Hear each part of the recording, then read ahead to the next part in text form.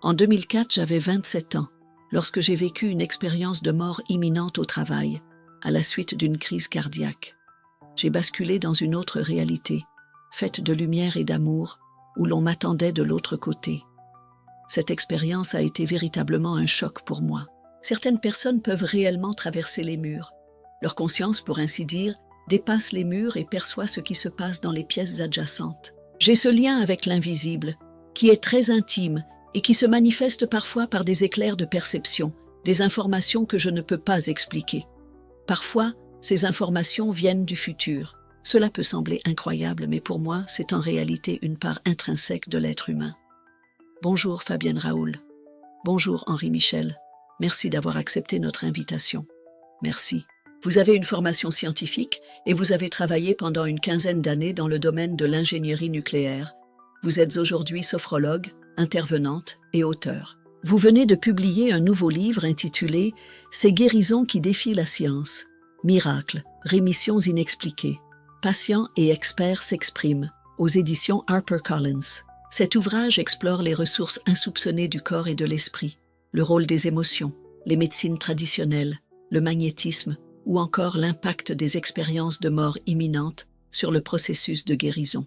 Vous expliquez dans votre livre que 2 expériences personnelles survenues il y a une vingtaine d'années ont profondément marqué votre parcours et ont constitué, en quelque sorte, le point de départ de votre enquête. Pouvez-vous nous préciser en quoi consistaient ces expériences et pourquoi elles ont suscité votre questionnement sur ces guérisons qui défient la science? Juste une petite précision. En effet, dans ma biographie professionnelle, il faut aussi noter que durant plusieurs années, j'ai travaillé avec des chercheurs du milieu académique et universitaire en tant que consultante scientifique, notamment sur la conscience. Ce travail fait partie de mon évolution personnelle. Pour répondre plus précisément à votre question, il y a exactement 20 ans, en 2004, j'avais 27 ans quand j'ai vécu cette expérience de mort imminente au travail à la suite d'une crise cardiaque. À cette époque, je n'étais pas du tout impliquée dans la religion ou la spiritualité. J'avais une vision très matérialiste des choses, convaincue que tout pouvait s'expliquer par la science, le tangible et le rationnel. Le palpable et l'invisible ne m'intéressaient pas du tout. J'ai donc plongé brutalement dans cette expérience car je suis passée dans une autre réalité à mes yeux, faite de lumière et d'amour, où j'étais attendue de l'autre côté. Vivre cela a été un véritable séisme pour moi, et l'intégrer a demandé du temps. Il m'a aussi fallu un certain moment pour comprendre et assimiler ce que j'avais vécu. Quand tu dis que tu étais attendue, qu'est-ce que ça signifie exactement? Il y avait des êtres face à moi, formant un arc, des énergies masculines et féminines, et j'étais reconnue comme faisant partie de ce groupe. Il y avait une confiance totale. Je savais que je pouvais leur faire confiance, mais ce n'était pas ma famille décédée. C'est ce qui m'a un peu surpris, parce qu'il y a plusieurs étapes dans une expérience de mort imminente. Tous ceux qui en font l'expérience ne vivent pas forcément toutes ces étapes. Quelles étapes as-tu vécues, toi? Oui, en effet, une EMI. Peut-être devrions-nous préciser ce que c'est. Une expérience de mort imminente peut survenir à l'approche de la mort, lors d'un arrêt cardiaque, d'un coma, mais pas uniquement. Cela peut aussi résulter d'un choc émotionnel intense. Pour certaines personnes, cela peut même se produire en méditant ou en regardant un coucher de soleil, si bien que la définition même d'EMI devient un peu floue. Ces personnes accèdent à des perceptions, des visions d'une autre réalité, avec une sortie hors du corps. Alors, quelles sont les étapes? La première est la sortie du corps. Certains peuvent vraiment traverser les murs. Leur conscience, disons, passe à travers, décrivant ce qui se passe dans la pièce voisine.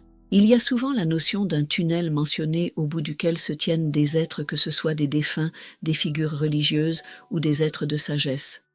En ce qui me concerne, c'était plutôt de cet ordre, grande sagesse, lumière, puis amour. Il y a aussi un bilan de vie où l'on passe en revue en boucle toutes les bonnes et les mauvaises actions, c'est-à-dire les mauvaises dans le sens d'un manque d'amour. As-tu par exemple vécu ce bilan de vie? Non, je n'ai pas eu de bilan de vie. Je n'ai aucun souvenir de m'être vue au-dessus de mon corps ou de ce tunnel. Je suis directement arrivée dans la lumière. C'est pourquoi je dis souvent que c'est comme si tu étais sur Terre, puis qu'on t'emmène au sommet d'une montagne. Tu n'es pas alpiniste. Tu passes d'un extrême à l'autre avec un amour, un sentiment incroyable, au-delà des sens et une lucidité exceptionnelle. C'est presque une hyperconscience que je n'ai jamais expérimentée sur Terre, un amour immense. C'est difficile à exprimer, à ressentir et à transmettre car ce n'est pas l'amour que nous connaissons au quotidien au sens habituel du terme. C'est bien plus puissant. C'est, en gros, ce qu'est une NDE, du moins telle que je l'ai vécue. J'ai aussi entendu une musique magnifique, très pure, céleste, que je décris comme céleste, car je n'ai pas d'autre mot. J'étais dans un état de félicité. Mais c'est pareil, c'est compliqué de mettre des mots dessus car cela dépasse tout cadre. Les mots me donnent une idée, mais ne peuvent pas vraiment transmettre ou faire ressentir à tous l'intensité de l'expérience qui n'est pas dans le corps, elle dépasse le corps. C'est ça qui est surprenant. Et gardes-tu encore un souvenir très très vif de cette expérience, comme si c'était hier? Est-ce quelque chose qui te marquera pour toute ta vie? Pour moi, c'est encore très présent aujourd'hui. C'était quelque chose d'écrasant. Quand j'y pense, quand je me reconnecte, entre guillemets, j'ai ce sentiment de « non, cet amour, je ne le ressens plus », mais c'est un souvenir très vivant qui n'est pas. Ce n'est pas un souvenir purement mental, c'est quelque chose qui existe là, en moi. Effectivement, j'ai beaucoup témoigné à ce sujet et j'ai l'impression de l'avoir aussi donné. Je l'ai partagé. C'est comme si c'est inscrit en moi, mais ça ne m'appartient plus. C'est un peu étrange à dire le fait d'avoir tant parlé de ça, parce que c'était important pour moi d'en discuter, de témoigner, de dire « en tout cas, pour moi, c'est plus qu'une simple croyance, cette idée qu'il y ait autre chose. Mais en tout cas, si cela peut rassurer des gens sur l'existence d'autres réalités, c'est bien. » Est-ce que cette expérience a changé ta perception de la vie et de la mort? Oui. Déjà, je n'ai plus aucune fermeture vis-à-vis de l'invisible, clairement. Pour moi, il y a une continuité de la vie après notre mort biologique. C'est pourquoi je cite souvent Teilhard de Chardin, un prêtre mystique et scientifique. Quand je lis cette citation, « Nous ne sommes pas un être humain ayant une expérience spirituelle, mais un être spirituel ayant une expérience humaine », ça résonne profondément en moi parce que ça m'a parlé. Je me suis vraiment dit « oui, c'est ça, nous sommes une âme ». Donc, une âme qui n'est pas forcément à envisager dans un sens religieux non plus. On peut considérer la dimension religieuse ou non. Dans tous les cas, il s'agit d'une expérience spirituelle vécue dans un corps. Et quand on envisage les choses sous cet angle plutôt que du point de vue du corps porteur d'une conscience, au-delà de l'esprit, je veux dire, cela change complètement notre perception de la vie et par conséquent aussi celle de la mort. Car pour moi, nous quittons notre corps au moment de la mort comme on laisserait une vieille voiture en mauvais état, abîmée, dont on n'a plus besoin. Nous passons à autre chose. Cela a aussi modifié ma sensibilité, c'est-à-dire que je suis devenue beaucoup plus empathique. Mes capacités intuitives se sont également développées. Ce sont des aspects que je n'avais pas auparavant ou qui étaient peut-être profondément enfouis en moi. Aujourd'hui, c'est comme si quelque chose s'était ouvert en moi, une plus grande sensibilité.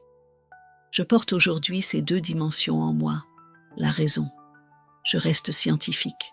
J'aime comprendre à partir des faits pour nourrir mes questionnements. Mon esprit est très vif, mais en même temps, j'ai cette connexion à l'invisible qui relève de l'intime. Cela se manifeste parfois sous forme d'éclairs d'informations qui me parviennent sans que je puisse vraiment les expliquer. Parfois, ce sont des informations sur l'avenir. Cela peut paraître surprenant, mais j'en parle autour de moi, afin que cela puisse être validé. Cela peut sembler fou, mais pour moi, c'est en réalité une part de l'être humain. L'intuition, la connexion à l'invisible et ces perceptions que l'on qualifie d'extrasensorielles sont plus ou moins développées chez chacun. On a aussi constaté que, chez les personnes ayant vécu une EMI, ces phénomènes pouvaient être déclenchés. Cela a conduit à ma transformation personnelle. En effet, après 15 ans en tant qu'ingénieur dans l'industrie nucléaire, où j'ai occupé des postes d'ingénieur opérationnel, d'expert et de manager, tout cela a fini par perdre son sens. Je souhaitais aider les gens. Je me suis alors formée à la sophrologie, aux relations d'aide, puis à l'énergétique, qui correspond finalement à quelque chose de naturel. Oui, il y a aussi un lien avec mon métier d'ingénieur, même si ce n'est pas la même notion d'énergie. Oui, c'est bien cela. C'est assez drôle parce qu'on me dit souvent, j'ai un ami qui me dit « C'est drôle, tu es passé de l'énergie nucléaire à un autre type d'énergie. » Mais je lui réponds « Oui, mais en même temps c'est vrai, nous touchons à quelque chose d'infiniment petit, à quelque chose que nous ne comprenons pas forcément, à du subtil. Cela peut en fait être surprenant. Peut-être que je cherchais ça. Ensuite, si j'allais en psychanalyse, on pourrait me dire « Il a fallu que tu cherches cela en te dirigeant vers le métier d'ingénieur nucléaire. Enfin, ingénieur en matériaux dans le secteur nucléaire. » Je ne sais pas, mais en tout cas, cette expérience m'a transformée, c'est certain, même si c'était difficile au début. Tu dis dans ton livre qu'il t'a fallu quelques années pour intégrer pleinement cette expérience. Oui, c'est ça, parce que je n'avais aucun point de repère, pas du tout venant d'un milieu qui n'était ni religieux ni ouvert à la spiritualité. La mort était un tabou par contre. Il y a beaucoup de tabous dans ma famille, et la mort en faisait partie. Donc pour moi, on vit, on meurt. Et puis ça allait. Je n'avais pas peur. On me pose souvent la question, avais-je peur de la mort avant et n'ai-je plus peur? Étonnamment, je n'avais pas peur de la mort quand j'étais plus jeune, parce que je me disais, ok, au contraire, tout s'arrête, et c'est comme ça. Il n'y a rien après, il n'y a rien, il n'y a rien, il n'y a rien, et ça va. Pour moi maintenant, il y a continuité. Donc oui, je n'ai pas peur de la mort, mais je ne l'avais pas avant. Déjà, ce n'est pas juste mon focus. En fait, ma perspective a changé sur cette notion de mort. Pour moi, il y a continuité. Tu parlais de tes proches. Cette expérience de mort imminente a-t-elle eu un impact sur eux aussi? À l'époque, je n'en ai pas parlé à mes parents. Ça a pris un certain temps avant que j'en parle. J'ai dit à quelques amis en qui j'avais vraiment confiance et qui m'ont accueilli sans dire « Tu es fou, c'est une hallucination ». Sans me dire non plus « Oui, tu as raison, il y a quelque chose après ». Non, puisque j'avais un entourage d'amis plutôt cartésiens, des ingénieurs, mais ouverts à moi, à ce que je suis tout simplement. Et bienveillants. Et bienveillants, oui, tout simplement. Cela m'a également permis de progresser et ensuite de m'intéresser à ce sujet à travers des livres. Raymond Moody, qui était le premier. D'ailleurs, Raymond Moody était un psychiatre américain qui s'intéressait au thème des EMI. Ce terme, EMI, il me semble que c'est lui qui l'a inventé. Eh bien, il ne l'a pas formulé lui-même, mais il a popularisé cette expression, ce terme, grâce à son livre précisément, La vie après la vie. Et dans ta question, tu m'as parlé d'une deuxième expérience, effectivement, qui m'a finalement poussé à m'intéresser au thème des guérisons inexpliquées. C'était 3 ans après ma NDE. J'ai souffert d'une maladie neurologique soudaine qui m'a conduit à un état critique. J'étais dans la région parisienne à ce moment-là, donc je suis allée aux urgences de l'hôpital militaire Bégin, à Saint-Mandé. J'ai ensuite été transférée au service de neurologie du Val-de-Grâce. Et là, je ne pouvais plus marcher. Mes jambes ne me soutenaient plus. Elles étaient fléchies. J'avais des paresthésies, c'est-à-dire des picotements dans mes mains et mes pieds. Il y avait une perte d'équilibre importante. C'était une période assez difficile. Pendant mon hospitalisation, qui a duré environ 10 jours et a nécessité de nombreux examens, j'ai atteint un point où j'ai demandé de l'aide. J'ai cette ouverture, cette connexion avec l'invisible depuis ma NDE. Dans un moment de désespoir, comme un cri du cœur poussé dans la panique, j'ai simplement demandé de l'aide. J'ai ressenti une sorte de paix intérieure et une chaleur enveloppante. Je me suis endormie dans mon lit d'hôpital et le lendemain matin, j'ai eu l'impression qu'une énergie circulait dans mes jambes. Je me suis dit, il s'est passé quelque chose. Par la suite, je n'ai pas été guérie instantanément. Je n'avais pas, comment dire, toutes mes facultés n'étaient pas revenues immédiatement, mais cela a aidé dans le processus de guérison. J'ai ensuite suivi une thérapie à temps partiel et il m'a fallu 1 an pour me rétablir complètement. Ce n'est qu'à ce moment-là que je n'ai plus ressenti de paresthésie dans mes jambes. Je boitais un peu, etc. Pour moi, cette expérience à travers cette maladie neurologique a été l'un des points cruciaux d'ouverture et de questionnement sur le rôle que l'invisible peut jouer dans le processus de guérison. Je crois vraiment que nous sommes constamment soutenus et aidés. Il y a 1 an et demi, au début de 2023, je me suis dit que je voulais m'intéresser aux faits et aux cas de personnes qui ont été guéries contre toute attente, en explorant ce que disent les médecins à propos de ces cas. Je cherchais à comprendre les mécanismes en jeu. Par conséquent, j'ai rencontré des patients grâce à des médecins, des infirmiers et des praticiens. Et je me suis demandé quel mécanisme pourrait intervenir dans le processus de guérison, au final. Je me suis interrogée sur l'impact du psychique sur le corps. Quel est l'impact des pratiques dites complémentaires? Pour moi, il était important qu'elles restent vraiment complémentaires à la médecine conventionnelle et non en opposition avec celle-ci, car, à mes yeux, on ne doit pas dissocier les choses. Au contraire, je crois fermement à la complémentarité, c'est vraiment essentiel pour moi. Et il est tout aussi crucial que ces praticiens agissent avec des valeurs éthiques. La troisième question que je me suis posée était la suivante. Quel rôle jouent les forces au sens large et invisible sur nous dans le processus de guérison? C'est ainsi que j'ai avancé dans mon enquête, rencontrant des dizaines de patients, de médecins, de praticiens et d'infirmiers. Toutes ces rencontres ont aussi été une expérience riche pour moi. Je crois comprendre que d'après ce que vous dites dans le livre, vous avez recueilli des témoignages de patients, mais aussi eu accès aux dossiers médicaux de ces personnes, en ne conservant que les cas de guérison validés par des médecins, qu'elles soient expliquées ou non. Oui, tout à fait. Il me paraissait vraiment essentiel de disposer d'un dossier concret, ne pas me fier uniquement au récit du patient, mais pouvoir vérifier les informations dans le dossier médical. Cela m'a permis ensuite d'échanger avec les médecins et de poser mes questions. Dans votre livre, vous évoquez « Nous avons parlé de votre expérience de mort imminente ». Vous mentionnez plusieurs témoignages liés aux EMI dans le cadre des phénomènes de guérisons inexpliquées, notamment le cas d'Anita Mourjani, une femme atteinte d'un cancer en phase terminale qui a connu une guérison inexpliquée après une EMI dans les années 2000. Que vous inspire son témoignage? Pensez-vous que les EMI puissent déclencher des guérisons spontanées? Son témoignage est en effet très intéressant. Cette dame Anita Mourjani, car lors de son EMI, elle a vu son père de l'autre côté et elle a compris, elle a pris conscience, ou on l'a aidée à prendre conscience, que sa maladie avait été causée par ses peurs et par le manque d'amour qu'elle s'accordait à elle-même. Elle savait que si elle revenait, elle serait guérie grâce à cette prise de conscience. En fait, elle avait elle-même provoqué cette maladie. C'est quand même cela peut paraître assez incroyable. À cause du manque d'amour envers elle-même? Exactement. Ce manque d'amour, ses peurs irrationnelles, sa faible estime de soi, cet amour ont vraiment été à la base de sa guérison. Et de plus aujourd'hui, elle témoigne sur ce sujet. S'aimer suffisamment pour pouvoir, finalement, transcender les choses aussi. Autrement dit, être connecté. Pour moi, l'amour n'est pas seulement un sentiment. C'est vraiment ce qui nous constitue fondamentalement. Et c'est aussi ce qu'Anita Mourjani exprime.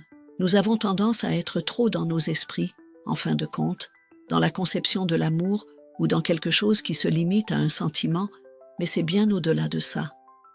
Nous touchons à quelque chose de beaucoup plus profond et transcendant. Je trouve que c'est aussi un beau témoignage à transmettre aux gens, car nous manquons tous d'amour d'une certaine manière. Nous sommes tous déconnectés de notre véritable origine, c'est-à-dire de cette lumière qu'est l'amour. Certains l'appelleront Dieu, l'univers ou la conscience universelle. Chacun ensuite choisira sa propre définition, mais dans tous les cas, cela découle d'un principe supérieur qui est l'amour avec un grand A. De plus, cela revient assez souvent dans les témoignages des personnes ayant vécu une EMI. C'est précisément cette entité de lumière qui leur pose la question « Comment avez-vous aimé ?» Exactement. C'est ce qui compte vraiment sur Terre. Cela signifie finalement se poser cette question à chaque instant. Dans les actions que j'entreprends, dans mes paroles, dans ma façon d'être, est-ce que j'y mets de l'amour ou non? C'est la question qui nous sera posée quand nous passerons de l'autre côté lors de notre fameux bilan de vie. Nous devrions, dans notre vie quotidienne, chaque fois en avoir pleinement conscience. Et effectivement, les guérisons inexpliquées lors des EMI peuvent s'expliquer ainsi. Dès qu'il y a cette prise de conscience du manque d'amour que nous portons en nous, qu'on l'accepte et qu'on est prêt à avancer, alors oui, la guérison peut se produire à ce moment-là. Mais ce n'est pas systématique non plus. Toutes les personnes ayant vécu une EMI n'ont pas nécessairement été guéries de maladie. Cependant, dans tous les cas, c'est comme s'il y avait, dans le cas de Anita Mourjani ou d'autres témoignages racontés dans mon livre, une sorte de remise à zéro au niveau du corps, une réinitialisation qui transmet l'information au corps pour qu'il s'auto-guérisse et stimule ce processus d'auto-guérison. Grâce à la lumière, pour moi, la lumière agit. Vous posez également des questions dans votre livre sur la connexion entre le corps et l'esprit, ainsi que sur le rôle des pensées et des émotions dans notre santé et l'apparition des maladies. Quel rôle nos pensées et émotions jouent-elles sur notre santé, selon vous? Dans quelle mesure peuvent-elles influencer le développement de maladies? Oui, je pense que cela parlera à tout le monde si nous prenons l'exemple du stress. Je crois que tout le monde a ressenti du stress au moins une fois dans sa vie, surtout à notre époque. Quand on est stressé, les effets sont vraiment visibles. En tout cas, nous les ressentons à l'intérieur. Nous avons des palpitations cardiaques, nous pouvons avoir des douleurs au ventre, cela affecte tout le monde. Si ce stress persiste trop longtemps, il peut provoquer des inflammations et donc entraîner des maladies. Par exemple, le cancer. Ce que le professeur Kayat explique ailleurs dans le livre, c'est qu'un processus inflammatoire durable peut favoriser le développement d'un cancer. Donc, il est vraiment important de comprendre que notre psyché, ici, cela inclut aussi nos pensées, la façon dont nous nous percevons, notre vision de nous-mêmes et de notre environnement, peut avoir un impact. Et je parle de perception, parce que si l'on prend deux personnes qui vont vivre un événement traumatique, l'une saura bien le gérer car intérieurement, elle aura activé ses propres ressources, ce qui lui permettra peut-être de voir l'événement sous un autre angle, tandis que l'autre personne tombera malade. Pourtant, l'événement extérieur reste le même. C'est vraiment cette notion de perception qui joue aussi un rôle dans la maladie. Tout le monde ne développera pas le même type de maladie face à un même événement. Juste savoir cela, c'est déjà se recentrer sur notre propre conscience de soi. La perception, c'est « d'accord, si je me place dans ma conscience, puis-je discerner certaines choses, prendre un certain recul, observer ?» C'est pourquoi on parle souvent de méditation, qui peut être un outil très utile pour se sentir mieux et retrouver plus de paix dans sa vie quotidienne. Oui, parce que vous dites dans votre livre justement que la capacité d'accueillir, de reconnaître et d'exprimer ses émotions négatives est déjà d'une certaine façon le début d'un processus de libération intérieure, que ce soit pour éviter l'apparition éventuelle d'une maladie ou, si elle est déjà présente, pour en limiter l'expression. Oui, absolument, c'est tout à fait ça. D'ailleurs, si l'on prend l'un des cas présentés dans le livre, celui de Iphigénie, qui est une dame, c'est un cas très intéressant et il m'a été rapporté par une gynécologue appelée Dr Anne Gabar-Allard, qui est une femme que je trouve assez exceptionnelle. Elle a plus de 70 ans et a décidé de faire une thèse en philosophie de la médecine il y a 10 ans. Pendant sa thèse qui a duré 5 ans, elle a fait passer des entretiens, des consultations et finalement des non-consultations avec son gynécologue. En tout, elle a rencontré 300 personnes souffrant de différentes pathologies parfois assez graves, comme la sclérose en plaques et la polyarthrite, entre autres. Elle m'a parlé du cas d'Iphigénie, une femme atteinte de sclérose en plaques. Comprenant sa situation, elle m'a expliqué qu'elle était mariée à un homme alcoolique qui, hélas, avait perdu beaucoup d'argent. Ils ont dû vendre la maison, et elle ressentait presque un sentiment de honte et de culpabilité par rapport à cette situation, ainsi qu'une colère qu'elle n'arrivait pas à exprimer ou à extérioriser. Son corps a donc gardé toutes ses émotions. Cela a engendré un stress intense pendant de nombreuses années. Elle a développé cette maladie auto-immune, la sclérose en plaques, où le système immunitaire finit par attaquer le corps. Elle ne comprend pas. C'est comme s'il y avait un ennemi à l'intérieur alors qu'il n'y en a pas. Le corps se retourne contre lui-même. Le corps agit ainsi pour réagir au stress. En fait, face au stress, nous avons deux possibilités, deux attitudes. Soit, si nous revenons à l'époque où nous étions des primates, nous pouvons fuir ou combattre. Or, aucune de ces deux options n'était possible. Le stress est donc resté dans son corps. Cela a créé un processus inflammatoire et, par conséquent, la maladie. C'est ainsi qu'elle a compris les choses. Dès qu'elle en a pris conscience, elle a entamé une psychothérapie avec l'EMDR, une technique utilisée pour les personnes ayant vécu un stress post-traumatique, les militaires ou les victimes d'attentats, entre autres. Une technique basée sur l'hypnose, en réalité ce sont des mouvements oculaires. Par exemple, on fait passer le doigt comme ceci, et la personne est invitée à suivre le doigt tout en parlant, revivant la scène traumatique. L'idée derrière cela est de déprogrammer l'émotion associée à l'événement. On ne supprime pas le souvenir, mais l'émotion n'est plus présente.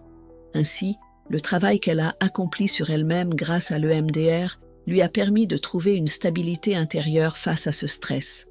Ensuite, elle a aussi pris la décision de quitter son mari. En fait, cela fait 14 ans que cette dame n'a pas eu de poussée de sclérose en plaques. La maladie est toujours présente, c'est-à-dire qu'on la voit toujours à l'IRM, mais il n'y a plus de manifestations ni de symptômes, et c'est vraiment intéressant. comme si le corps avait finalement compris qu'il était maintenant en paix. En fait, c'est toujours comme ça. Sommes-nous en guerre ou en paix intérieurement? C'est vraiment ça. C'est ce principe, finalement, que l'on peut aussi envisager dans la création, la libération de la maladie. La maladie, on peut s'en détacher grâce à un processus de prise de conscience, une meilleure connaissance de soi et aussi une acceptation. Déjà, il faut comprendre que nous sommes bien plus que nous ne sommes pas une maladie. C'est vraiment important de garder cela en tête, ne pas s'identifier à sa maladie. En revanche, l'accepter est essentiel. Il faut accepter le diagnostic, c'est évident. Ne pas nier cette réalité. Mais ensuite, que fais-je dans ce processus d'acceptation? Quelle solution ai-je à ma disposition? Pour me reconnecter à moi-même, pour comprendre quel processus a pu déclencher cela, etc. Pour moi, ce sont aussi des clés, des indices, en tout cas, dans le chemin vers la guérison. Un médecin que vous avez interviewé dans votre livre souligne également les bienfaits du travail introspectif et explique qu'il est précisément important d'identifier les traumatismes, les éléments les plus perturbants de notre histoire qui peuvent avoir un impact émotionnel dans notre vie quotidienne ou même nous figer dans le passé, nous privant ainsi des ressources nécessaires pour une santé équilibrée et harmonieuse. Voilà, ça correspond parfaitement à ce que je viens de dire et à ce cas précis. Il est vraiment important d'avoir cette prise de conscience, car nous sommes plus que notre maladie, nous sommes plus que notre corps. Nous avons un corps, mais ce n'est pas tout. Il s'agit aussi de comprendre les émotions liées à la maladie. Quel choc émotionnel ai-je vécu? Et essayer de travailler dessus. Cela demande une vraie compréhension et une meilleure connaissance de soi. Vous dites aussi que les témoignages que vous avez recueillis soulignent que la maladie est d'abord un signal d'alerte pour indiquer un déséquilibre, et qu'elle invite donc à mieux se connaître. Enfin, qu'elle peut être riche en leçons pour ceux qui savent l'accueillir ainsi. Ce qui n'est pas toujours facile d'écouter ce message que la maladie veut nous transmettre lorsque nous sommes manifestement dans une situation de grande souffrance ou lorsque notre vie est menacée. Oui, absolument. Quand nous parlons de maladie, nous entendons le mal dit. Alors nous nous demandons quel est finalement le message que le corps essaie de m'envoyer. Pour moi, le corps est vraiment la dernière barrière. Quand la maladie est vraiment là, c'est parce que nous n'avons pas entendu les petits cris, les signaux d'alerte qui l'ont précédé. En général, il est rare que nous tombions malades soudainement. Eh bien, cela arrive. Parfois, la maladie s'installe brusquement sans signe préalable. Nous pressentons que, eh bien, j'ai mal au ventre. Mais généralement, nous n'écoutons pas ces signes. Nous les ignorons donc. Pour moi, le corps est vraiment un allié qui dit « Écoute-moi, que se passe-t-il? Que se passe-t-il à l'intérieur de toi ?» C'est l'âme, en fait. C'est un peu le cri de l'âme aussi. C'est le corps qui crie, mais c'est aussi l'âme qui crie, avec des besoins qui n'ont pas été entendus. Il s'agit aussi de comprendre quels sont mes besoins. De quoi ai-je besoin? Peut-être de retrouver une paix intérieure face à cette situation, par rapport à la manière dont je l'aperçois. Qu'est-ce que je peux concrètement changer dans ma vie à ce sujet? Certains changeront de travail, d'autres décideront de changer de vie, voire de quitter leur partenaire. Chacun ensuite fera ses propres prises de conscience pour avancer vers soi-même, car c'est bien de cela qu'il s'agit, revenir à soi, au cœur de qui nous sommes, se recentrer, se réaligner. Voilà. Vous insistez sur le fait que si les émotions négatives peuvent provoquer des déséquilibres et mettre notre santé en danger, changer notre état intérieur et peut-être aussi cultiver des pensées et des émotions positives, peut, au contraire, avoir un effet bénéfique sur notre corps et potentiellement contribuer au processus de guérison en cas de maladie. Oui, car en effet, nous le ressentons quand nous sommes tristes. Les personnes déprimées le vivent aussi. En général, le système immunitaire est moins performant. Ce sont des faits connus. Et puis, quand nous nous sentons bien dans nos baskets, quand nous avons des pensées, ce n'est donc pas un optimisme naïf. Évidemment, il y a un principe de réalité malgré tout. Mais intérieurement, quand nous cultivons une forme, une sorte d'émerveillement, je veux dire, de joie intérieure, cela fait du bien. Le système immunitaire est plus fort, c'est aussi reconnu. On connaît aussi l'importance de la gratitude. Je veux dire, nous prenons tout pour acquis. Nous vivons dans un monde où nous souhaitons que tout nous soit donné. Pourtant, nous avons déjà beaucoup de choses qui nous ont été offertes et on l'oublie souvent. Il est essentiel dans notre quotidien de se demander « Ok, mais qu'est-ce qui va bien ?» D'accord, il y a quelque chose qui ne va pas, mais qu'est-ce qui va bien dans ma vie? Avoir cette perspective permet aussi de prendre du recul, de mettre en lumière les choses, se dire « Ok, ça ne va pas bien, mais il y a ça, ça et ça qui vont bien dans ma vie. » Adopter cet état d'esprit, bien sûr, fait du bien. On remet les choses en perspective, on voit la vie autrement. Donc, cela aide à surmonter, peut-être pas forcément à guérir, mais cela aide aussi à traverser la maladie avec un regard différent. Ce n'est pas forcément un combat. Il y a des personnes pour qui ça va fonctionner d'imaginer qu'elles combattent la maladie, d'accord. Mais pour d'autres, ce sera plutôt « Ok, non, la maladie est là. » Il y a un témoignage comme ça dans le livre. Je ne suis pas dans la lutte. Une femme qui souffre de diabète a dit « J'accepte la maladie qui est là depuis mon enfance et nous vivons ensemble. Mais je ne veux plus être cette guerrière que j'ai été si longtemps. » En conséquence, cela génère un effet apaisant. Et de la même manière, les crises sont moins violentes. C'est un processus assez étonnant finalement de cohabitation intérieure, qui peut être très bénéfique. Enfin, cela tend aussi à montrer que nous avons un pouvoir sur nous-mêmes que nous ignorons et qui est relativement important, selon qui nous sommes. De plus, vous expliquez aussi dans votre livre que l'amour, nous en avons parlé un peu plus tôt, est l'une des émotions les plus puissantes dans le processus de guérison. Oui, nous avons eu l'exemple avec Anita Moorjani, par exemple, mais ce n'est pas le seul. Donc c'est un cas extrême, on dira. Oui, les expériences de mort imminente, tout le monde ne les vit pas. Nous sommes d'accord. Mais l'amour, on le sent, est un soutien. Il y a une médecin urgentiste, en fait, dont je parle dans le livre, la docteure Sophie Mingui, qui a véritablement exercé un travail très stressant en tant que médecin urgentiste. Elle a développé une maladie de type fibromyalgie et elle s'est rendue compte que la médecine ne pouvait pas soulager sa souffrance, malgré les médicaments, etc. Et là, elle a commencé à se dire « Mais enfin », pour faire une pause dans sa vie et se demander « Mais où suis-je » Donc déjà, c'est un acte d'amour envers soi-même, une pause en se disant « Ok, quels sont mes besoins fondamentaux ?» Elle a commencé par la méditation, l'hypnose, et à prendre conscience de qui elle est, de sa propre conscience. Nous ne réalisons pas que nous sommes des êtres conscients et que nous pouvons aussi choisir nos pensées, notre façon de percevoir le monde, et cela représente une grande force. Et là, derrière tout ça, pour moi, c'est un acte d'amour, simplement derrière tout cela. Donc oui, l'amour est pour moi la base de tout, vraiment la base de tout. S'écouter, écouter notre conscience, nos besoins, et aussi prendre le temps de les satisfaire. Voilà. Bien sûr, il est vrai que nous vivons aussi dans un monde où tout va très vite, avec beaucoup d'exigences. Oui, et souvent quand je parle de se décentrer, ce n'est pas forcément être focalisé uniquement sur soi. Ce n'est pas être individualiste, loin de là, mais simplement se poser et essayer de sentir qui nous sommes vraiment. Cela touche à quelque chose d'intime. Quand nous avons une relation extrêmement rapide avec le monde, avec beaucoup d'attentes, nous sommes aussi très tournés vers l'extérieur. Notre énergie se projette vers l'extérieur plus que vers notre intériorité, vers l'écoute de notre corps, de notre conscience, de notre âme, et nous avons besoin de cela. Nous devons ralentir, nous poser, ressentir. Dans notre société occidentale, nous sommes complètement déconnectés de notre corps et de nos sensations. Certaines personnes n'ont aucun ressenti de leur corps. Elles ne savent pas comment le ressentir.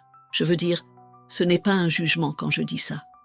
J'étais comme ça auparavant, donc je comprends parfaitement. Mais en réalité, j'ai compris que notre corps est notre véhicule. C'est notre vie. Il porte notre vie. La vie est là. Elle nous a été donnée. Par qui? C'est une bonne question. Elle nous a été donnée. Ce ne sont pas nous, en tant qu'êtres humains, qui nous sommes créés nous-mêmes. Il y a encore quelque chose de cet ordre. Non pas un mystère derrière tout cela, mais l'idée de se dire « Ok, je prends soin de mon corps, je l'écoute. C'est important. C'est un cadeau de la vie, quoi qu'il arrive. » Je dis cela aussi pour les personnes qui viennent au monde avec des maladies ou des handicaps, ou même pour celles qui développent des maladies ou des handicaps par la suite, et qui pourraient ressentir une forme de culpabilité ou de colère envers des forces supérieures ou envers la vie elle-même. Peut-être s'agit-il aussi d'essayer de s'écouter soi-même et d'accueillir tout cela en fait. Tant que nous le pouvons, bien sûr, nous faisons avec ce que nous avons et qui nous sommes. Nous ne sommes pas en réalité. Nous ne sommes pas Dieu. Même si nous portons une part divine, ce qui pour moi est bien sûr le cas. Vous évoquez aussi le rôle du pardon et vous partagez un témoignage poignant d'une femme nommée Margarita pour illustrer précisément le pouvoir du pardon dans le processus de guérison. Ce cas a vraiment retenu mon attention. Il provient d'un médecin, tiré d'un livre écrit par le docteur Jan Tiberghien. C'est pourquoi je préfère le citer. C'est vraiment intéressant car Margarita vivait à l'époque de Pinochet. Elle était collaboratrice de Salvador Allende. Elle a été torturée, enfermée dans des prisons où elle a subi des tortures que nous ne pouvons même pas imaginer.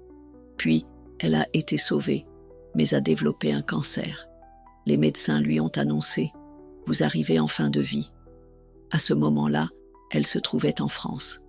Ils lui ont dit en gros « Rangez vos affaires, il ne vous reste plus que quelques mois ». Et puis, quelque chose a basculé. Elle a compris que cette maladie était la conséquence de toutes ces années de torture et d'emprisonnement. Elle a décidé de retourner voir ses geôliers, ses bourreaux, qui étaient eux-mêmes en prison, pour leur demander pardon afin de pouvoir partir en paix.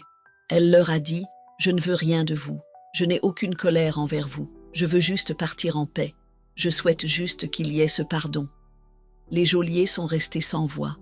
Les bourreaux n'en revenaient pas. Quelle personne serait capable de faire cela? Endurer une telle violence et pardonner à ses tortionnaires? Cet acte nécessite pourtant une abnégation immense de l'ego. Elle est retournée en France pour reprendre ses examens médicaux et, à sa grande surprise, l'hôpital lui a annoncé que le cancer avait disparu. L'explication derrière cela est que cet acte de pardon, donc de paix, donc d'amour, a relancé le processus d'auto-guérison de son corps, lui permettant de se libérer de ce fardeau. C'est assez incroyable en réalité, mais c'est difficile. Pardonner est difficile. Ce n'est pas forcément quelque chose que nous réussissons à faire au quotidien, surtout lorsqu'il s'agit de personnes qui ont pu nous blesser. Oui, ici, nous parlons d'un cas particulièrement extrême, celui d'une personne qui a subi des abus physiques extrêmement violents, terriblement violents. Je ne vais pas entrer dans les détails pour ne pas choquer, mais ceux qui veulent pourront les découvrir dans le livre. C'est tellement violent qu'on ne se dit pas spontanément « je peux pardonner ». Pendant 17 ans, je crois qu'elle est restée enfermée. Oui, pendant de très nombreuses années dans des conditions atroces dans l'obscurité. Encore une fois, nous touchons à quelque chose d'exceptionnel. Le pardon, l'amour, une véritable libération finalement, de son ego, de son esprit. Vous en parlez aussi dans le livre. Au final, c'est l'abandon de l'ego, l'importance de le laisser partir pour s'émanciper du contrôle de l'esprit, puis pour s'ouvrir à l'intuition. Cela permet peut-être de se connecter à une dimension spirituelle plus profonde de l'être humain. Oui, exactement. Se reconnecter à soi-même, à cette part plus vaste et plus lumineuse de nous-mêmes, souvent obscurcie par 1000 choses, ou du moins cachée parce que l'on ne prend pas le temps de la découvrir tout simplement. Ensuite, il faut relâcher nos défenses intérieures car nous sommes sans cesse sollicités, immergés dans un monde. Le monde est violent, nettement plus encore à mes yeux ces dernières années. Donc nous érigeons de nombreuses barrières, des barrières pour nous protéger intérieurement comme extérieurement. En réalité, c'est souvent dans cette vulnérabilité, c'est-à-dire abandonner tout, se dire « Ok, je suis au plus bas, je ne sais plus quoi faire, j'ai besoin d'aide ». Un peu comme quand j'ai traversé ma maladie neurologique. C'était ça. J'ai réalisé que je suis un petit être humain insignifiant, ignorant presque rien, et en même temps que je suis tout, puisque la vie est là quand même, indéfinissable. Et prendre conscience de ça, excusez-moi, j'ai un peu d'émotion ici. C'est précisément cette vulnérabilité qui permet de laisser passer quelque chose de plus grand. Il faut aussi un certain courage pour demander de l'aide, pour lâcher prise de cette manière. Oui, mais ça, je ne sais pas. En tout cas, cela m'avait complètement abandonné. Et pourtant, j'ai un esprit fort. Comme je l'ai dit, je suis quelqu'un d'analytique, qui cherche à comprendre. Mais maintenant, c'est comme si, en gros, dégage. Tu n'es pas l'ambulance. La vraie ambulance va arriver. L'ambulance, c'est en quelque sorte. C'est la vie, c'est. Pour moi, c'est là-haut, je l'appelle. Là-haut, qui peut agir. Et le processus de pardon pour moi est similaire à cela. Le vrai pardon, celui qui vient du cœur, comme l'a fait Margarita, n'est pas un pardon mental. Sinon, il reste. La colère que nous pouvons avoir en nous restera. L'ego, quand il est en dehors de la boîte, devient juste un observateur de ce qui se passe, mais il n'est plus un acteur. Et c'est merveilleux. C'est vraiment merveilleux. Toi aussi, tu as vécu ça, justement. Oui, cela ne veut pas dire que je le vis tous les jours. C'est quelque chose que j'ai vécu en tant qu'aide, mais ensuite, j'ai un ego comme tout le monde. Et heureusement, je veux dire. Oui, on en a besoin pour évoluer dans le monde également. Exactement. Quand je parle de l'ego, ce n'est pas pour qu'il disparaisse. D'ailleurs, je trouve ça terrible quand j'entends parfois des gens dans le milieu spirituel dire « L'ego? Oh là là, c'est horrible !» Non, non. Pour moi, c'est une question de place. Quelle est sa place légitime? On le met au service de la conscience de soi de l'âme, sinon, il prend le dessus devenant le chef de tout ça. Il ordonne alors à l'âme, à l'esprit et à la conscience, d'où le besoin fondamental de silence. C'est ce dont nous sommes là aujourd'hui. C'est une question d'équilibre. C'est vraiment une question d'équilibre et aussi d'apprendre à ressentir les choses plus justement. Tu parles aussi du pouvoir de l'amour et de la foi dans ton livre, mais cette fois sous l'angle des miracles.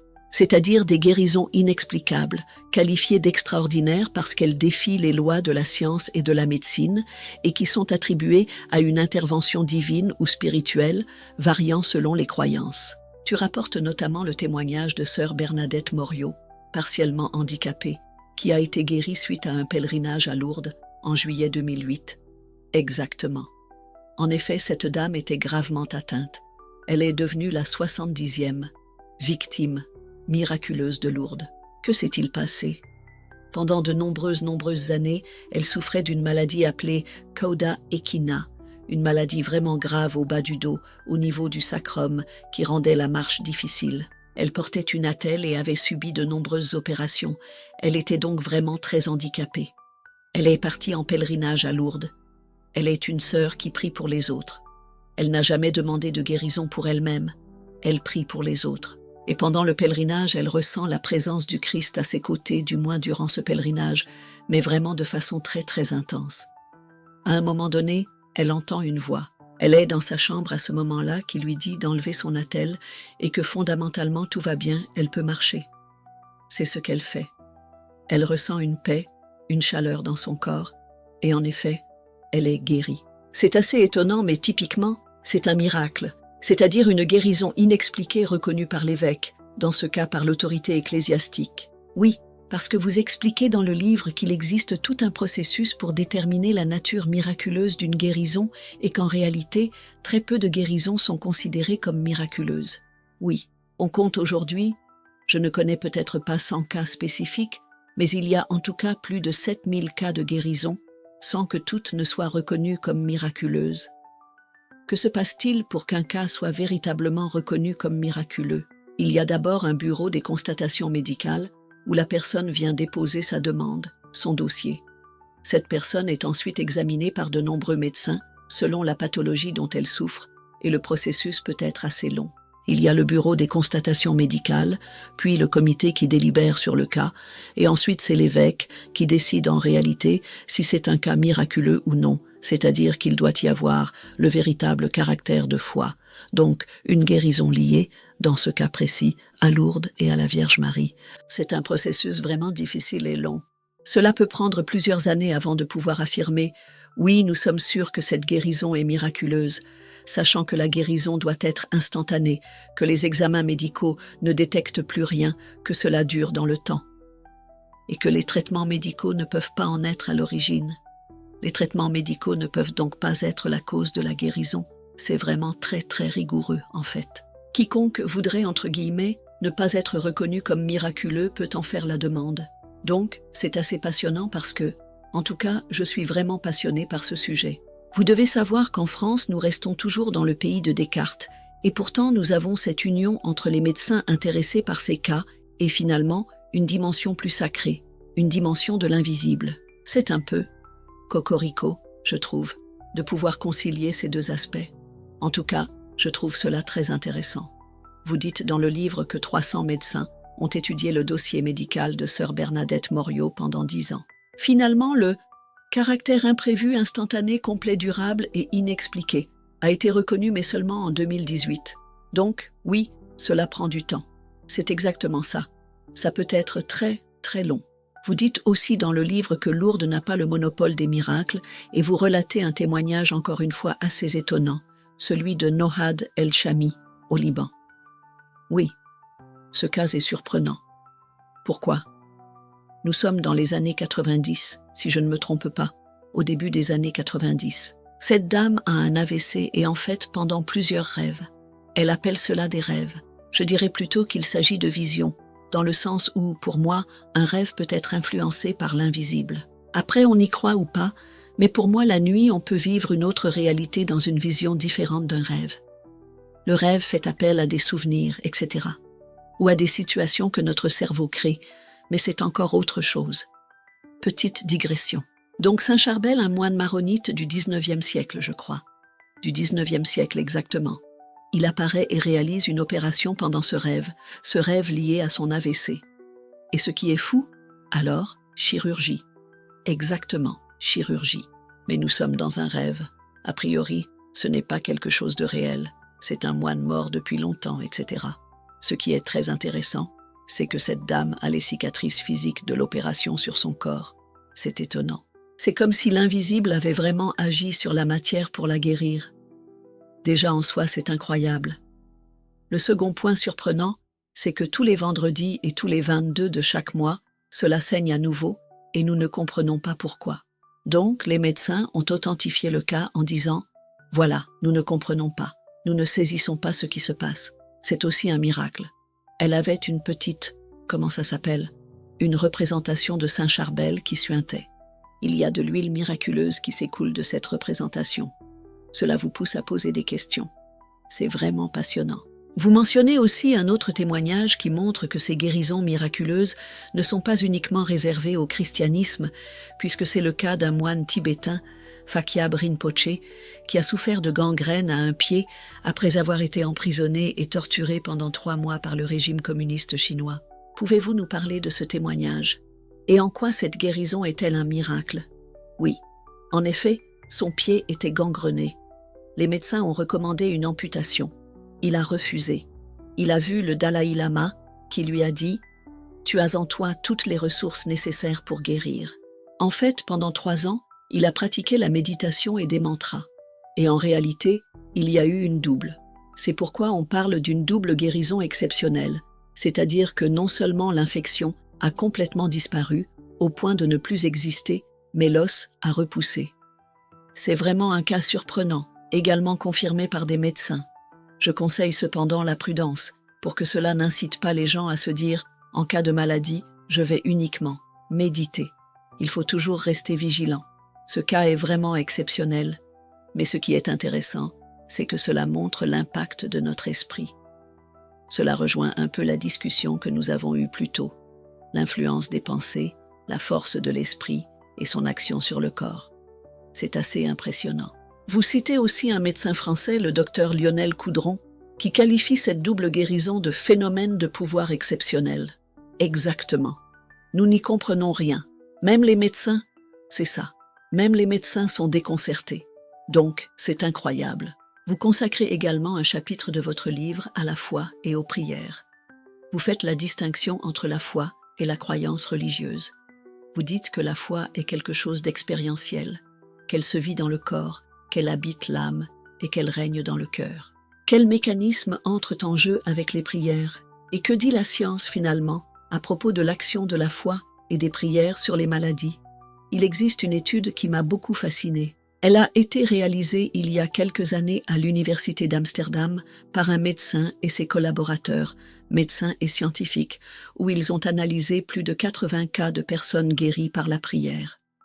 Je mets l'accent sur une dizaine de cas dits de guérisons remarquables.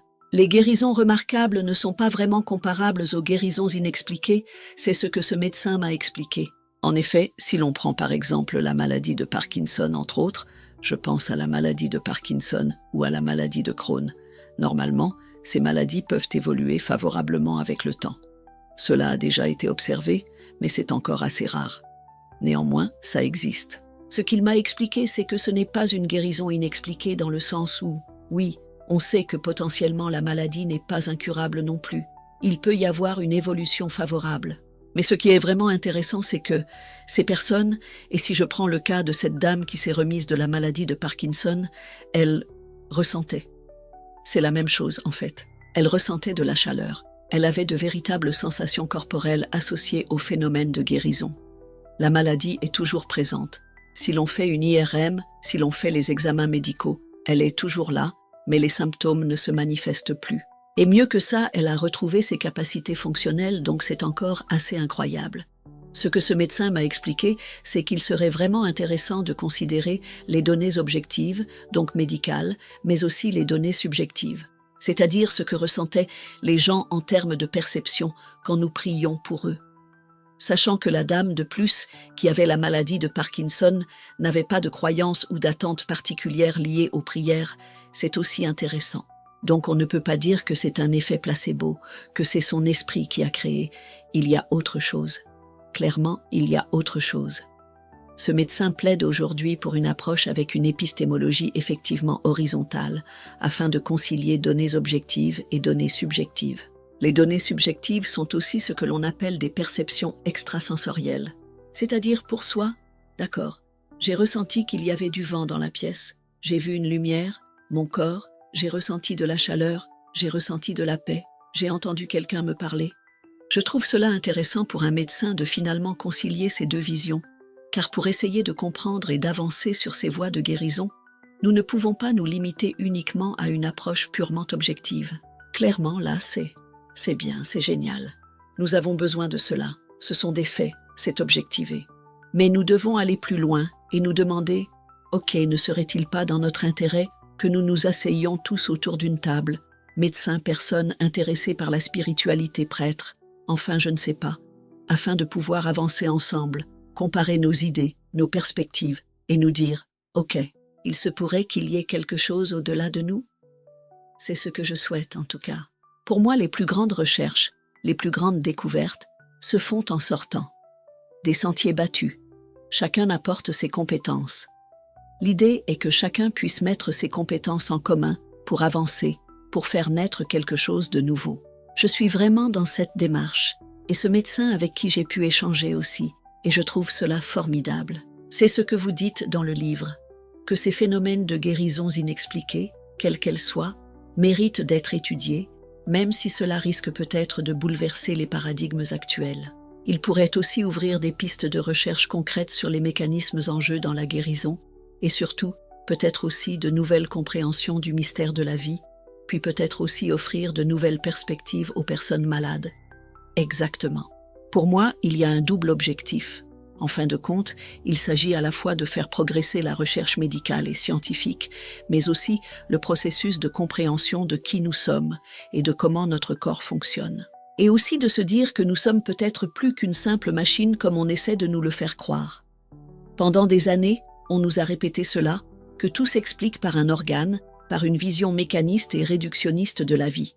Non, nous ne sommes pas que cela. Nous ne sommes pas une machine biologique. C'est extrêmement réducteur. Tous les cas dans le livre, et il en existe bien d'autres chez des personnes qui vivent cela, eh bien, cela dépasse cette vision. Nous devons sortir de ce cadre, à mon avis. Tous ces cas remettent en question cette vision. Soit nous acceptons de les reconnaître ces cas et de les intégrer, de les comprendre, soit nous les rejetons, mais dans ce dernier cas, c'est de la mauvaise foi. Oui, alors qu'au fond, la science est aussi faite de doutes et de remises en question. Oui. Pour moi, un chercheur, un scientifique de base est là pour poser des questions. Nous avons une théorie, mais dès qu'une seule expérience vient la remettre en cause, confronter cette théorie pour dire « Ok, peut-être que ma théorie, peut-être que ce n'est pas juste ». Un seul cas ne suffit pas d'un point de vue statistique, mais lorsque vous en avez plusieurs, vous vous demandez « Alors, mon modèle tient-il vraiment ?» L'histoire de la science a montré que notre compréhension pouvait être erronée. Ce qui semble vrai à un instant T ne l'est plus nécessairement à un instant T plus sain. Il est essentiel de garder la capacité à se remettre en question. C'est même fondamental en tant qu'être humain. Quelle est la perception générale de la communauté scientifique et médicale concernant ces phénomènes de guérisons inexpliquées? Comment les comprennent-ils lorsqu'ils y sont confrontés? Lorsque j'ai commencé à interroger des médecins sur ce sujet, c'était assez drôle car certains me disaient « Non, mais la personne est guérie, tant mieux. Il n'y a pas vraiment besoin d'en chercher plus. » Et moi, je pensais « Eh bien non, c'est une mine d'informations. Ce sont de vraies pépites. » D'autres me répondaient « Ce sont des cas rares. » D'ailleurs, les guérisons inexpliquées sont ce que nous appelons des anomalies. Ce sont des cas, des valeurs aberrantes sur le plan statistique.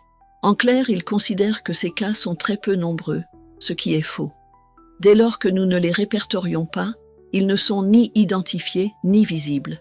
C'est ce qui est impressionnant.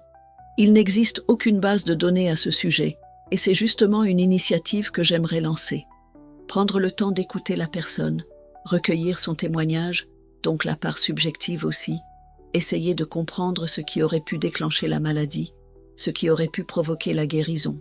Ainsi, à travers un questionnaire, recueillir toutes ces informations pour pouvoir, une fois un nombre suffisant de cas obtenus, des valeurs justement statistiquement significatives, dire « D'accord, maintenant nous réalisons qu'il se passe autre chose ». Cela changerait, selon moi, aussi la manière dont les médecins perçoivent ces phénomènes. Ce serait vraiment passionnant. Parce que dans votre livre, vous dédiez un chapitre aux magnétiseurs et aux coupeurs de feu.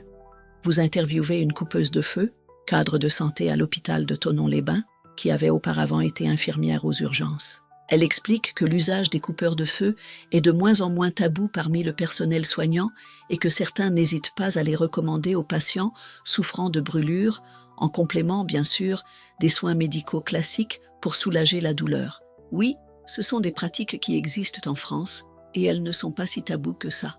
Ensuite, cela dépend des hôpitaux. Mais dans tous les cas, que ce soit pour des victimes de brûlures graves, ce que nous appelons des victimes de brûlures sévères, ou encore en radiothérapie pour des femmes, par exemple, qui peuvent souffrir d'un cancer du sein. En général, elles en parlent. En effet, il existe une liste de coupeurs de feu qui circule. Les femmes disent qu'elles ressentent moins de douleur, voire plus du tout. Cela soulève donc encore des questions. Oui, c'est une question de ressenti, c'est subjectif. Parce que j'avais parlé avec un oncologue, le docteur Serin, à ce sujet, lui demandant précisément « Cela peut-il être objectivé concrètement ?» Il m'a répondu « Non, en fait, c'est une question de ressenti. Il n'y a pas d'études qui prouvent « Oui, cela fonctionne, nous constatons simplement qu'il n'y a rien de plus. » À part des femmes qui disent « Je n'ai plus rien », ou même, en dehors des cas de radiothérapie, des personnes qui ont des brûlures, où l'on voit qu'il n'y a plus rien. Alors comment l'expliquer ? Il se passe quelque chose. Et Myriam Mouchet, infirmière de santé et également coupeuse de feu, m'a expliqué que cela passe par des prières. En fait, elle prie des saints pour aider la personne. Et ça marche. Elle m'a dit, de toute façon, soit ça marche, soit ça ne marche pas. Mais elle affirme qu'il n'y a pas de mal, entre guillemets, qui est fait aux gens. En fait, je pense qu'elle dit dans le livre à un moment donné qu'au début, certains de ses collègues la voyaient un peu comme une sorcière. Oui, c'est ça. Puis avec le temps, leur perception a changé. Exactement. Oui, parce que ça confronte un peu l'irrationnel, d'une certaine manière. On se dit, mais comment est-ce possible? Comment l'expliquer? Nous n'avons pas d'explication scientifique. Il n'y a pas d'explication scientifique sur la manière dont une prière peut couper le feu ainsi. C'est assez surprenant. En revanche, il existe une thèse. Elle m'a expliqué qu'un médecin a réalisé une thèse à ce sujet, et dans cette thèse, il explique que pour lui, cela s'explique par un effet placebo partiel et une hypothèse selon laquelle la relation thérapeutique que le patient entretient avec le médecin, ainsi que l'effet symbolique, on va dire, la symbolique derrière cela, seraient des facteurs de guérison. Mais cela reste tout de même un point d'interrogation. Vous relayez aussi 2 autres témoignages, notamment de patients ayant vécu une guérison inexpliquée après avoir fait appel à un magnétiseur. L'un des patients souffrait de leucémie, l'autre de graves problèmes de dos liés à un canal rachidien étroit. Comment fonctionne le magnétisme là aussi? Y a-t-il une explication scientifique? Du côté des médecins, il n'y a pas d'explication scientifique. En revanche, ce qu'on appelle le magnétisme curatif ou animal serait un fluide. Voilà, un fluide qui se transmettrait à la personne. Le magnétiseur m'a expliqué que cela rééquilibrait en fin de compte le corps énergétique de la personne, car nous avons un corps physique et un corps énergétique qui l'entoure. En rééquilibrant ce corps, cela a un impact sur le corps physique, donc par ses mains, par l'intention, par le souffle. Cela, en effet, médicalement, nous avons du mal à comprendre comment cela peut fonctionner. Mais une expérience a été réalisée. Daniel Ott, chercheur à l'INSERM, m'a dit que cela pourrait également venir des biophotons, c'est-à-dire des particules de lumière émises par les mains du praticien, qui en fin de compte résonneraient avec le corps de la personne pour relancer le processus d'auto-guérison. Mais tout cela, pour l'instant, reste encore entouré de points d'interrogation. De plus, le magnétiseur que vous interrogez dans votre livre explique quelque chose de proche de ce que nous disions sur le lien entre corps et esprit, puisqu'il affirme que les pathologies ne sont pas là par hasard et qu'elles sont le symptôme d'une blessure qui n'a pas été guérie. Oui, il établit un lien direct entre des émotions mal digérées, un choc émotionnel par exemple, qui aurait eu un impact sur le corps. Cela rejoint complètement finalement les propos déjà exprimés précédemment. Je pense en particulier à la docteure Anne Gabar-Allard et sa vaste étude sur 300 patients concernant l'impact des émotions sur le corps. Oui, tout à fait. D'ailleurs, votre enquête souligne aussi au final l'intérêt d'une approche transdisciplinaire, d'une médecine intégrative et holistique qui respecte chaque patient dans toutes les dimensions de son être. La médecine pourrait alors être plus juste et plus humaine. Oui, c'est ça. Je pense qu'aujourd'hui, nous avons tout intérêt à privilégier une transdisciplinarité des approches. Une approche, même si elle n'est pas fondée médicalement, si elle fait du bien à la personne, pourquoi s'en priver? C'est ce que m'a expliqué le docteur Serrin, oncologue. Il m'a confié « Je constate que ces femmes finalement n'ont plus de douleur après la radiothérapie. Nous médecins sommes idiotes de nous priver d'une aide extérieure, par exemple des coupe-feux, ou même la sophrologie, l'hypnose ou l'acupuncture. Ce sont aussi des pratiques qui apportent du soulagement. Elles ne guérissent pas forcément, mais elles soulagent les symptômes, apaisent la douleur. Nous travaillons également sur l'esprit, sur le corps. Ce sont toutes ces dimensions, en fin de compte, de l'être humain qui doivent être intégrées et prises en compte. Tant que nous voyons un patient uniquement à travers le prisme de son organe malade, nous sommes extrêmement limités, à mon avis.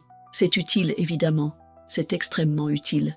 Nous voyons clairement, nous sauvons des vies tous les jours, mais ne devrions-nous pas nous limiter à cela? En tout cas, cela me semble vraiment important.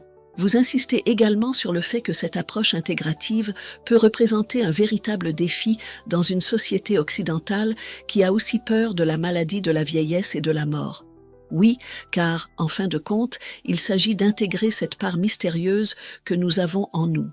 Nous devons être connectés à notre corps, comme je l'ai dit plus tôt, pour réaliser que nous sommes plus qu'un corps. Nous sommes cet esprit. Nous avons aussi cette dimension émotionnelle, et puis quelque chose d'autre qui nous dépasse.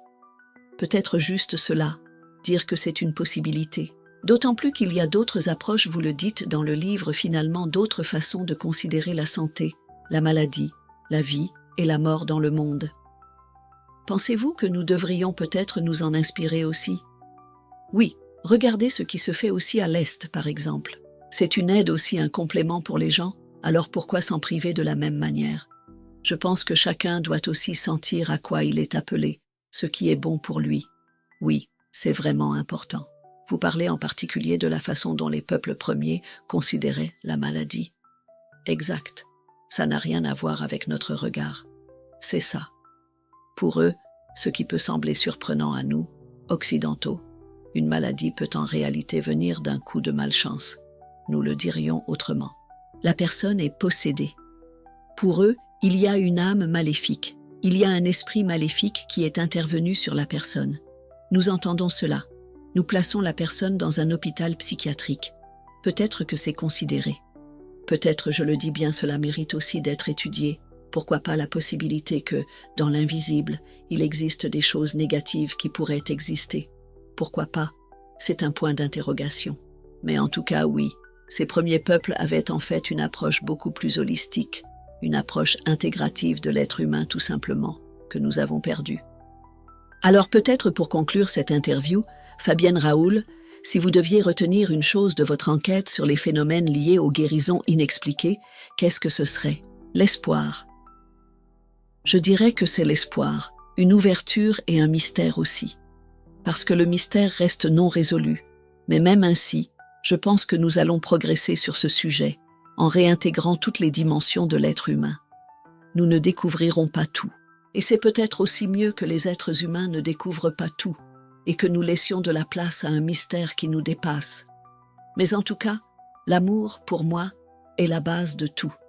Si je devais retenir 2 mots, espoir et amour. Voilà vraiment ce qui ressort de mon étude, de mon enquête, réalisée auprès de toutes ces personnes. Merci beaucoup pour votre regard sur ces sujets fascinants, Fabienne Raoul. Merci, merci.